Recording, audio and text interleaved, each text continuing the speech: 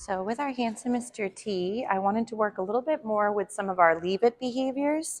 So leave it again are things that are off limits all the time. So I think about leave it's as items that could be dangerous or not safe to be working with or touching or playing.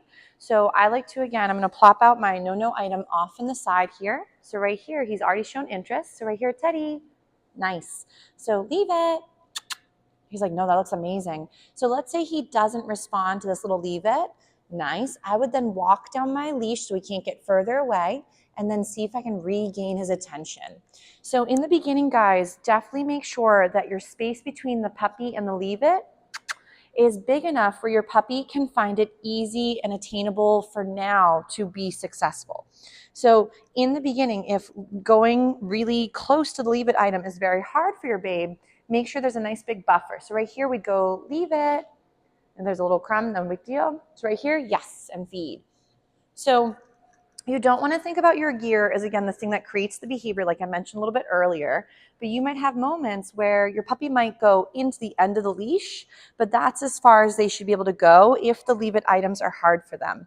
So in the beginning with Mr. T, I spilt pizza on my foot a few days ago and I forgot, and all the dogs have been very intrigued. So right here we go leave it, and then let's say there's no response, Teddy, and I'd see if I can get him, yes, to check in. So if in the beginning your puppy doesn't know what leave it might be, you want to go ahead and use, for example, something else as another way to get his focus. So I sometimes will like to use their name. Ready, Teddy? Sometimes their name recognition, or I'd go ahead and use, for example, the positive interrupter, which might be the little kissy noise that I've mentioned prior. I know everybody's intrigued by my pizza shoe. Ready? So I'm going to get Mr. T's attention. I'm going to feed him for just that beautiful little check-in by my leg. Now I'm going to try to go near the leave it item again. Right there, go leave it. And then Teddy. So again, my leash, again, only as tight as it needs to be so he can't reach the item, but I'm not pulling or yanking him back from the item. Nice. Ready? He's doing a really nice job with his loose leash walking. So throughout that, I want to reinforce him for all the great hard work.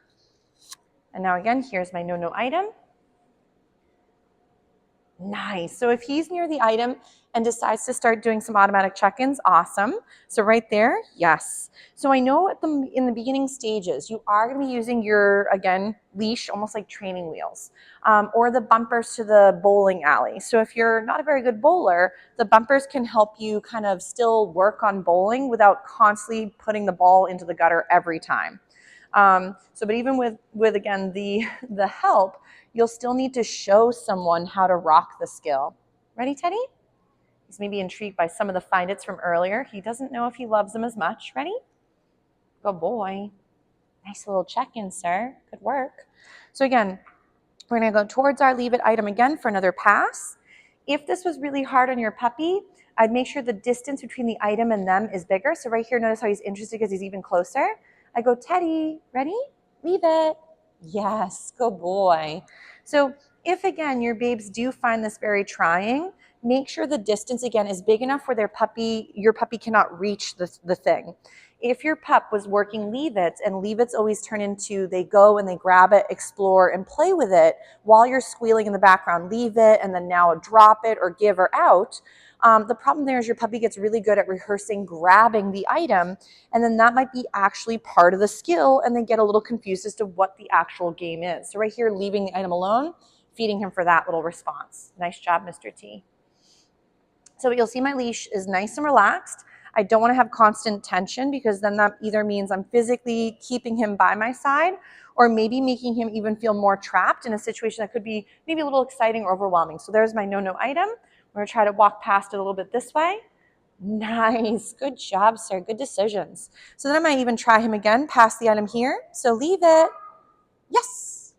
Nice. Good boy. So remember, if leave-its are very tricky for them, start easy right there. Yes. And start to build up almost a game where every time we disengage, something good happens from the puppy's perspective. So that way ignoring weird things on the floor has value. So remember, if your puppy tends to always have an association that leave it's equal, you know, try it out first and then ask questions. Like right here we go, leave it. Yes, good boy, Teddy. And feed for that. Ready? So now he's getting much more comfortable. He just hears my little one singing off in the distance. So now he's getting much more comfortable going near the item and of course doing some great little check-ins with me. So here we are. Leave it. Teddy. Yes. Good job. So remember that if your babe did happen to get too close and they grab the item, is try not to freak out and start instantly reaching to swipe it from their mouth and to grab it from their face. If your babes are really struggling with letting go of items, remember, practice the exchange game that we've mentioned in some of the other videos. And that one would be a great option to show the puppy what you'd prefer before working with something that they're not supposed to have. So if tissues or other household items are really trying for the puppy, we'll just plop it up here so it's out of range again. You want him to start off working with things that are easy enough that if he were to get too close, he can't also consume the product. So if your pup has been struggling with like small items like acorns or scrunchies or tissues and they almost gulp the whole thing down because of either past experiences or learned behavior that has been now happening, you will want to take a few steps back before taking a few more steps forward. So if, let's say right now, small items are way too risky and he might try to gulp them, I highly recommend practicing with household items that are much larger, so you know that he can't get into trouble by grabbing, let's say, a dish towel. He can't consume that really, really readily. So that's where bigger items are better for when you're first starting.